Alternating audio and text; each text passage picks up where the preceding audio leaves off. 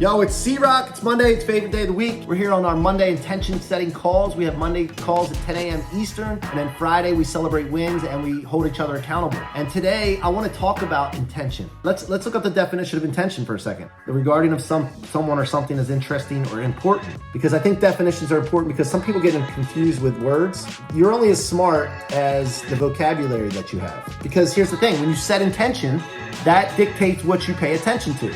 And by the way, everything is energy. Everything is energy. So there's flows of energy going in places, right? Your intention sets the direction of the flow of energy of your attention. And I'm sharing this with you because I want to make sure we understand why we're here on Monday. Not just to get fired up, get ready for the week, but it's to make sure we hold ourselves accountable to set an intention for the week. Because if you don't set intention, your attention will be dispersed. Why not be very conscious of and intentional about where our attention flows? And I'm going to give you an example of this in my own world, my own environment. And that is where I had the podcast that I was doing.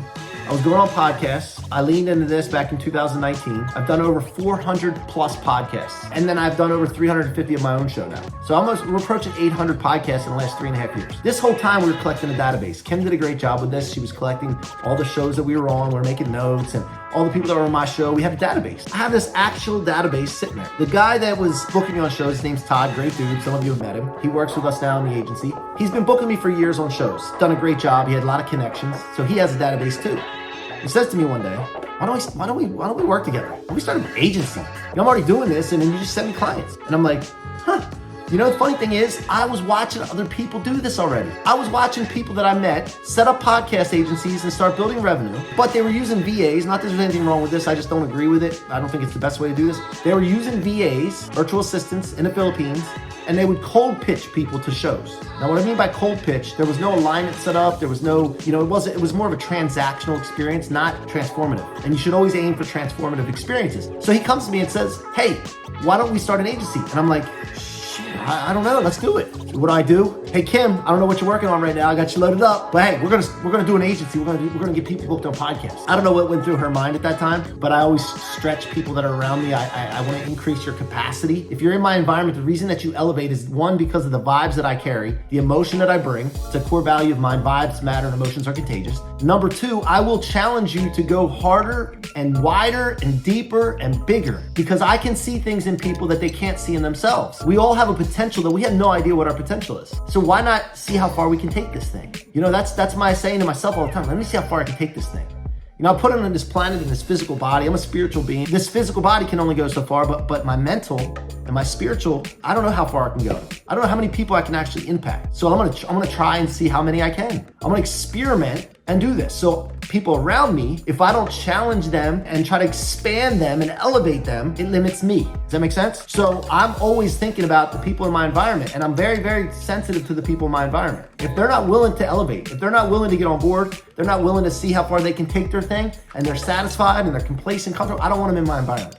Because it's not only gonna affect me, it's gonna affect the other people in my environment, and that's not okay with me. And if people leave my life by their own choosing, because I generally don't cut people off. What I'll do is I'll push the limit so hard that they self-select out. And that's okay. However, I will tell you this to be vulnerable and transparent. In my life, I've had a lot of people leave me.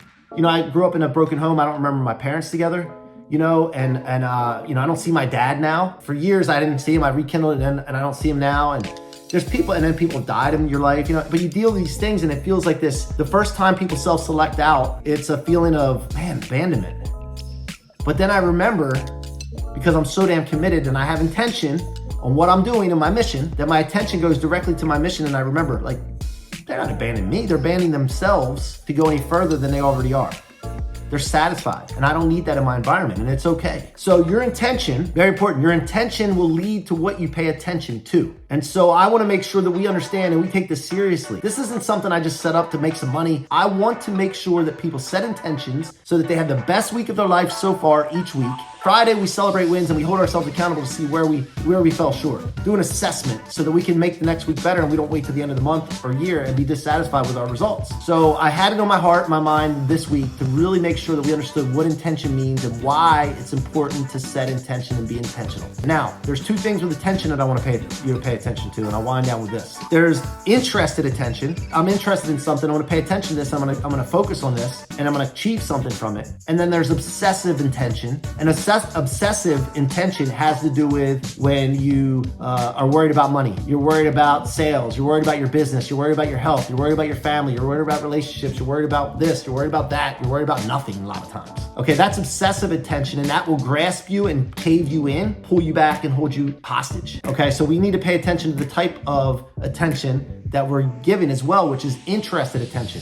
Interested attention comes from setting intentions. The obsessive attention comes from not having clear intentions, disbursement of attention all over the place, and then you lock on to something that's negative, that does not help you, that does not serve you. That's the difference, and I want you to be well aware of that. I want to answer questions on this as well. If you're watching this on YouTube or anywhere else, make sure you hit me in the DMs or in the comments and let me know what your questions are, what your thoughts are on this topic, because this thing alone can change your life. If you dial this in, it can change your life. When I was growing up, I was around a lot of brokenness, a lot of broken people, and they were all telling them stories, themselves stories and other stories of why they were like that. Why I have anxiety, why I have depression, why I attempted suicide, why I have to take these drugs, these pharmaceutical drugs for anxiety and depression, why I had to get divorced, why my marriage isn't working. All these stories to justify and serve them, and they were not unstoppable. They were stoppable. They were stopped. I witnessed this my whole life. My thing was, I didn't take shit from anyone. I didn't agree with them.